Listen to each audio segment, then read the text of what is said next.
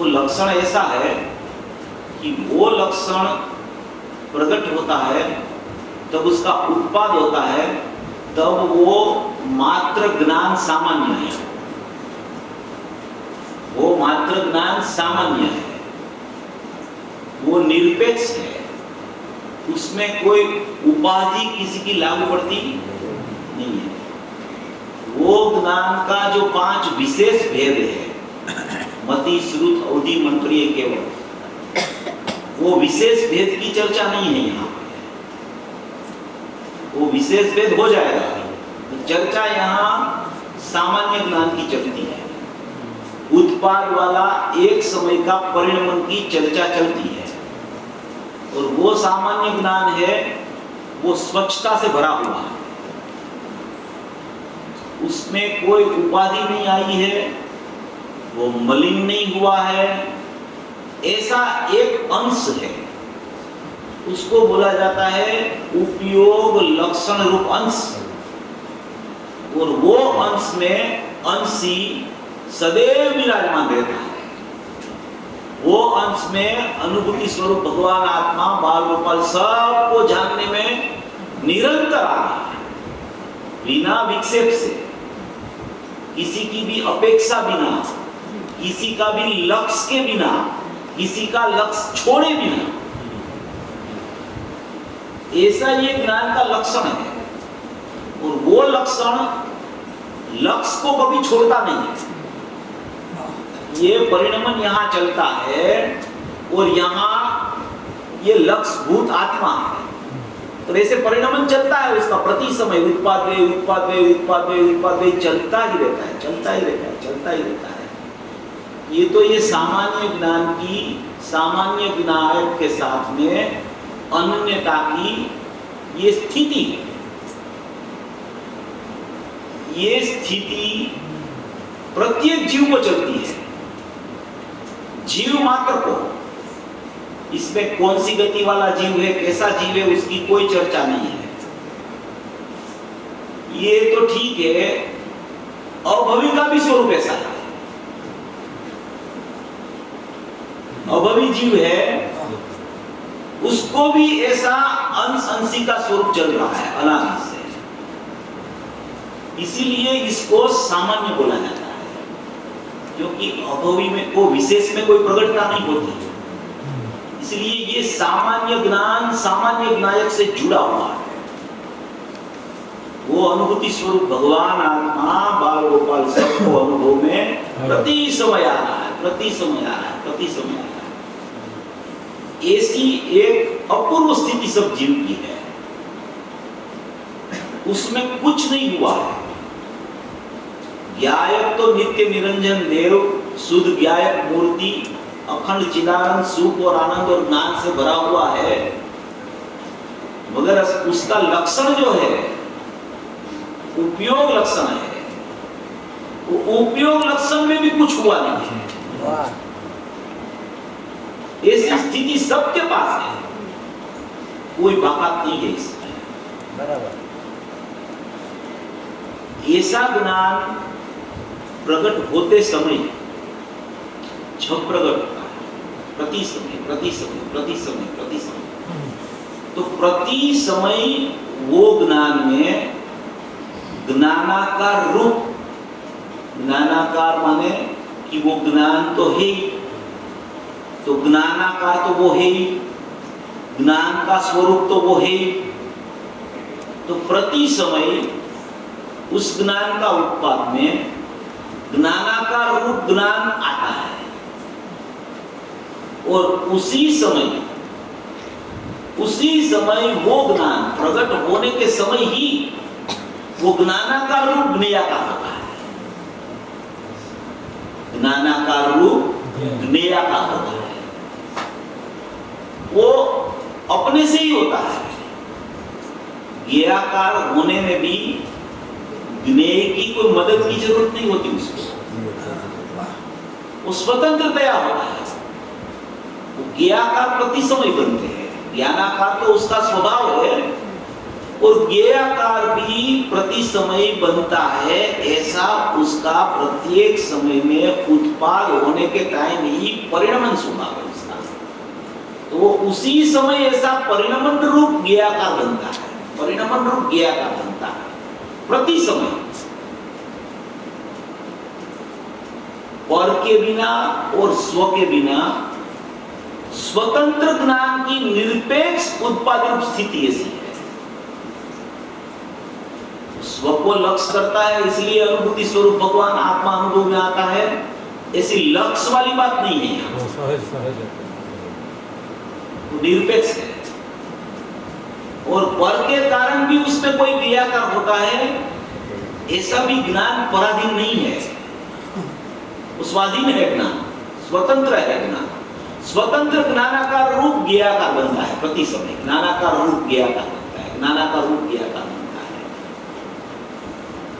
वो तो प्रति समय बनता रहता है। अभी वो ज्ञेयाकार बनता है और ज्ञानाकार रूप ज्ञेयाकार बनता है, तो वो ज्ञानाकार है, वो ज्ञान का आकार माने ज्ञान का स्वरूप है, वो ज्ञायक जैसा स्वरूप है ज्ञान का,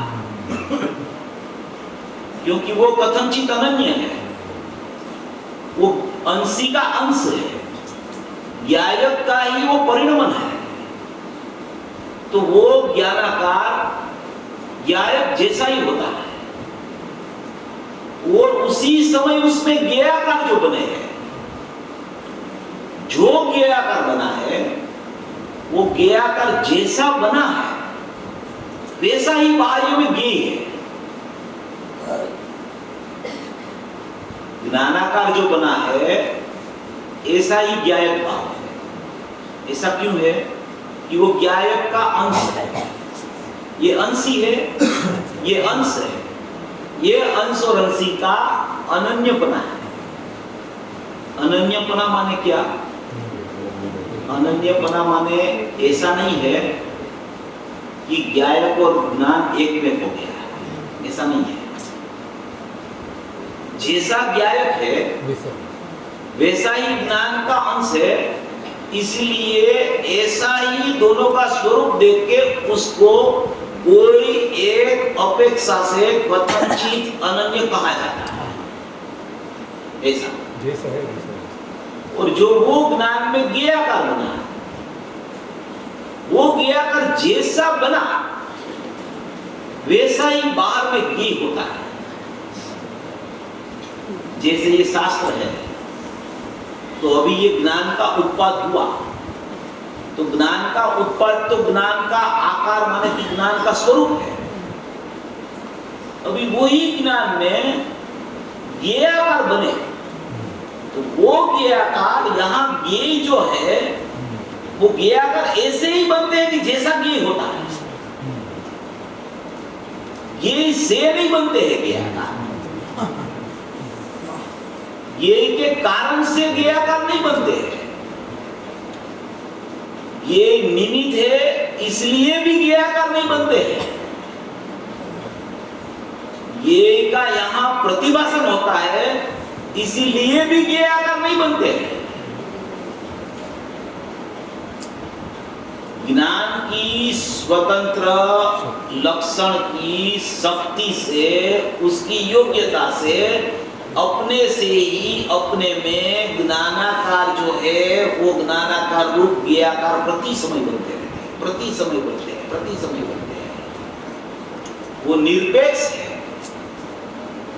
किसी की सापेक्षता उसको लागू पड़ती नहीं है।